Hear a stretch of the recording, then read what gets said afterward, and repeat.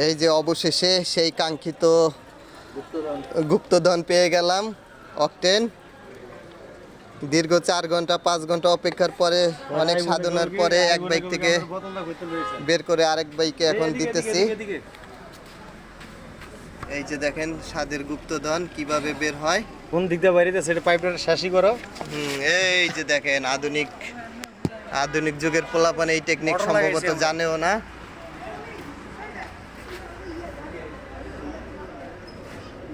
ধর ধর ধর ধর এই তেল চলকে আবার পিড়ায় না জানি না একটু দিতে মুখটা লাগায় করে। হ্যাঁ 3টা।